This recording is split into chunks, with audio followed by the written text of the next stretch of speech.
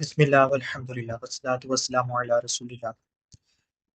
Today in this session, inshallah, we will study physiological dead space और कुछ ऐसी terms जो कि रेस्पिरेटरी सिस्टम में डिफिकल्ट समझी जाती हैं।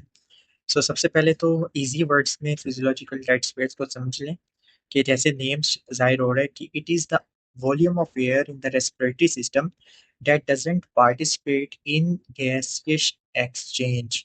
ये वो वॉल्यूम है हवा का जो कि गैसेस एक्सचेंज में पार्टिसिपेट नहीं करता है। इसको हम दो हिस्सों में डिवाइड कर सकते हैं। The first one is the anatomical dead place और सेकंड वन है एल्वुलर डेड स्पेस।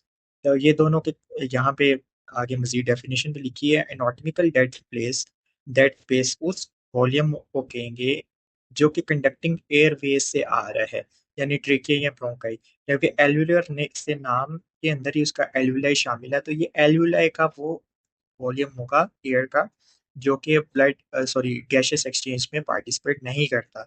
इसकी एक डायग्राम है मेरे पास आप लोगों को समझाने के लिए, और इंशाल्लाह इससे आप क्लियर हो जाएगा।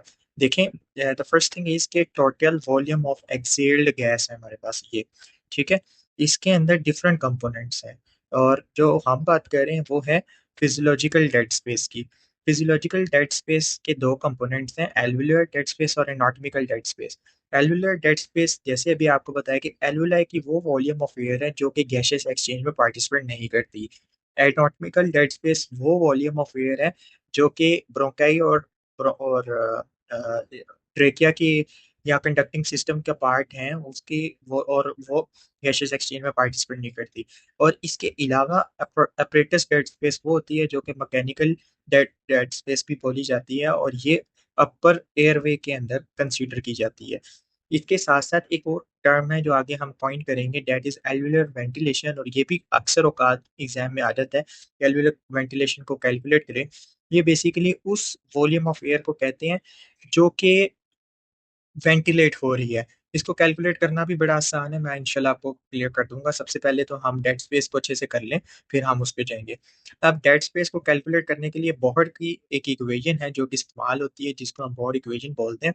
उसमें हम basically partial pressure of carbon dioxide को लेते हैं जो कि दो लेवल्स पे लिया जाता है। एक लेवल है आर्टीरियल ब्लड का और एक लेवल है एक्सपायर्ड गैस का। आर्टीरियल ब्लड का मतलब ये है कि वो गैसियस एक्सचेंज के बाद कार्बन डाइऑक्साइड आर्टीरियल ब्लड में पहुंची, उसको हमने माइनस किया उस गैशियस कार्बन डाइऑक्साइड से जो कि without gaseous exchange expired air में चलेगी, और डिवाइड किया हमने इसको partial pressure of carbon dioxide in arterial blood, और उसको मल्टीप्लाई किया हमने वाइट टाइडल वॉल्यूम से। टाइडल वॉल्यूम वो वॉल्यूम होता है जो एक ब्रेथ में इंस्पायर या एक्सपायर किया जाता है, इनहेल या एक्सहेल किया जाता है।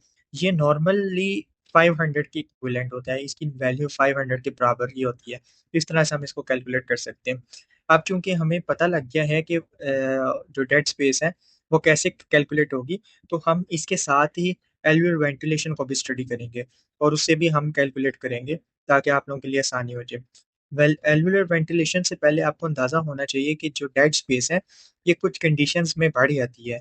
उसमें डीडीज आ जाते हैं, फर्स्ट वन सीओपीडी और दूसरे नंबर पे पल्मोनरी एम्बोलिज्म।